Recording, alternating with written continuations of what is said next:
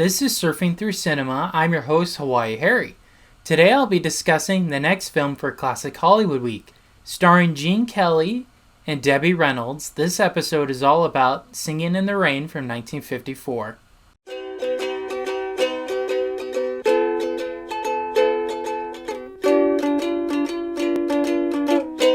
Okay, so now we'll get into the plot to Singin In The Rain.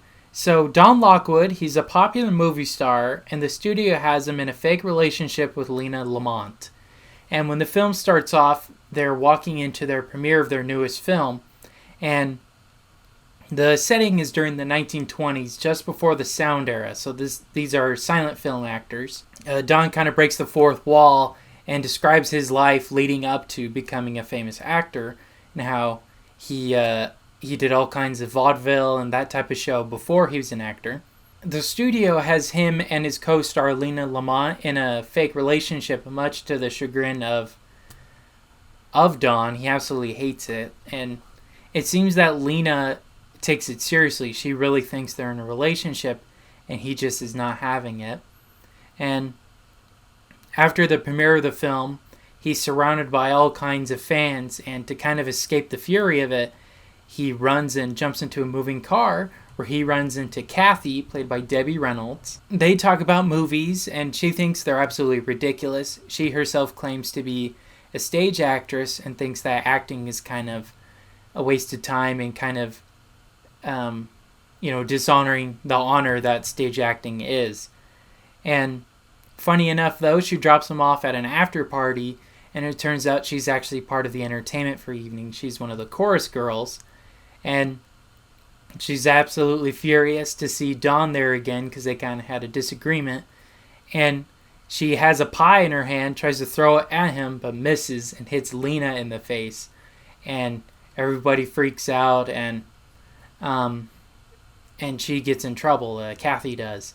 And a few weeks later, Don, he realizes he loves Kathy and loves that she seems to be the only woman who's never really tried to pursue him. She actually kind of hates him, which he finds to be attractive. And he learns that Lena actually had her fired from her job, and so now she's working at a different studio.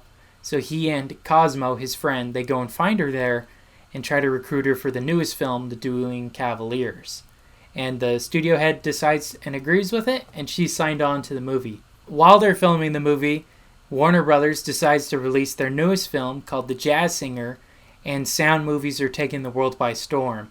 So the studio head kind of panics, says, okay, we need to adopt this new technology, we need to make sound movies. And so they go through the difficult task of converting The Dueling Cavaliers from a silent into a sound film. And they run into all kinds of problems. The audio equipment, very, very new, is very difficult to work with, and you have to talk directly into it, otherwise it doesn't work properly. And also Lena, she has a very thick Brooklyn accent and is having a very hard time learning the more sophisticated aristocratic dialogue needed for the Dueling Cavaliers. And they continue on, press forward anyways, and at a premiere of the film, not the wide release, but more of the ones that like the critics and test audiences go to, they absolutely hate the film. They make fun of it. Audio doesn't sync up. The thick accent of Lena is really off-putting, and a lot of people are laughing. It just ends up being a total disaster for the film, so they're scrambling to figure out what to do with it to try and save it. And while pondering and thinking about it, Don, Cosmo, and Kathy decide to turn it into a musical after singing together the song Good Morning. And they decide that, Lena, she has that very thick accent, that's going to be a problem.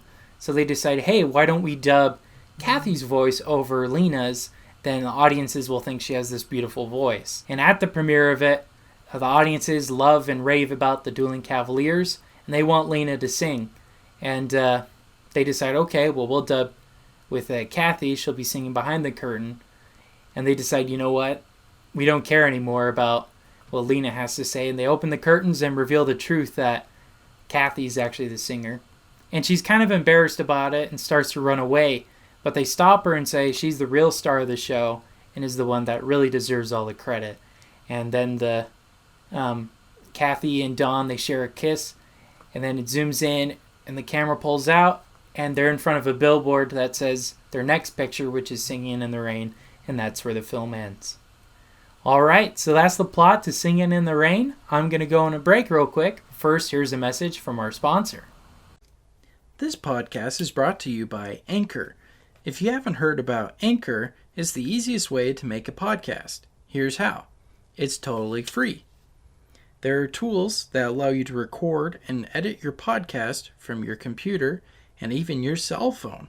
But that's not all. Anchor distributes your podcast for you so it can be heard on Spotify, Apple Podcasts, and many, many more. You could even make money from your podcast with no minimum listenership. Anchor is everything you need to make a complete podcast all in one small place. So go on and download the Anchor app or go to anchor.fm to get started today. Okay, so now that we're back from our break, I'm going to get into my personal views on Singing in the Rain. So to start off, I absolutely love the insight and looking into what Hollywood must have been like in that interim period between silent and sound film era.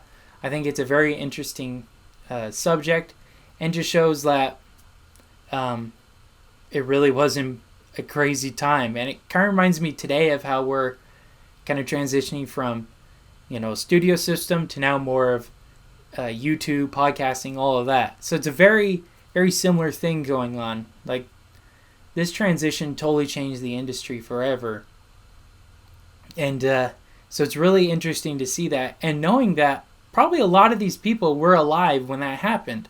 Like, they probably had firsthand experience with this transition. So it feels a lot closer and more of a time capsule into that era than really any movie released then, because there's no dialogue, right, other than the jazz singer.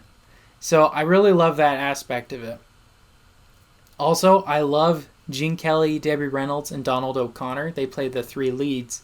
I think they all got great chemistry together, really funny banter, and I love the music and dancing they do. I think that's really the biggest highlight, is seeing Gene Kelly dance, seeing Debbie Reynolds sing, seeing Donald O'Connor doing his crazy vaudeville style talent. This is great showcasing of that. Despite what you read about the drama and craziness behind the scenes, which is really sad, but they really pulled off and really seemed to have really good chemistry as the characters, at least. Now, the only critique I really have on the movie, because I really like this one, is I felt they spent a little too long on the scene where Don says they want to add in a modern musical number, and then it kind of transitions into like a 15-minute segment of this idea of a Broadway segment. And at first I thought that was totally random, totally, left field.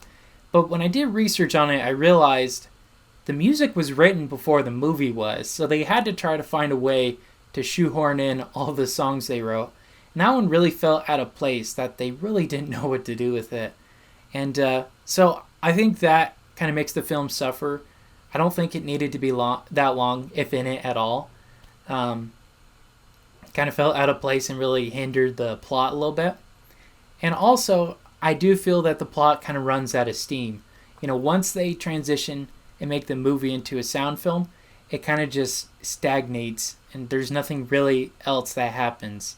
But other than all of that, I think it's a great film. I really recommend checking it out. And the music, if you're just into Broadway musicals or musicals in general, this is the movie for you. It's a great, great example of a musical. All right, so the overall score then I give is an 8 out of 10. I think it's a great film, and I don't know, I just really liked the time period, the music, the dancing, all of that. I think it was really, really well done. You could really tell they put a lot of work and effort into it. It's a very elaborate costumes, very elaborate set pieces. They did a really good job in this film. All right, well, those are my thoughts and feelings on Singing in the Rain. And I actually won't be announcing a film for next week, because I have some news for you guys. This is actually going to be the last episode I ever do of Surfing Through Cinema. I made the decision that I kind of felt I was all over the place with these 4 different topics, 4 different weeks. So I'm just going to primarily focus on classic Hollywood era in general. And the new show I have is going to be called Reely Old Cinema, and Reely is spelled Reely, because like a film reel, and there's a film reel in the logo. And I've been thinking of this for a few weeks now, and I just decided, you know what? I don't want to wait any longer. I want to do something that I'm really interested in. I feel I'm really more passionate and interested in classic Hollywood, and I want to make the best... I want to make content that I'm really interested in myself. I don't want to just make videos for the sake of making videos. And another distinguishing difference between this new show is it will strictly be podcast and strictly be available on Spotify and Apple Podcasts. It will not be a YouTube channel. This channel will still be up. I'll still be watching other people's videos, joining in on any live streams or any other shows I'm ever invited onto on YouTube. It's still going to be up for that, and these videos will still be up for rewatch. I'm not going to take that away. I really like what I've done, and I really appreciate the support you guys have given for it. But yeah, I won't be updating it anymore. It'll just be the 84 videos I've made, counting this one. And yeah, I'm excited for this new endeavor, and I've already created an Instagram page for the new one. It's called Reely Old Cinema, and I'll be posting on Monday a link to the channel. A link to the Instagram page so you can follow me there. And I've already created a Facebook for it as well. And in the coming weeks, it'll have links to both a Facebook page, an Instagram page, and where you can listen to it on Spotify. So once again, I want to thank you all for all your support for this show. I've had a great time. I really appreciate everyone that came on as a guest and allowed me to be a guest on their shows. I'm eternally grateful for that, for the great support and great friendships I've made just making these YouTube videos and this channel in general. And like I said, this isn't goodbye forever. I'll be on this newer show, this newer channel, and newer way of doing it. And I'm excited to see what the future brings. So until next time, and I'll be on the other show, this has been Surfing Through Cinema with Hawaii Harry. Take care.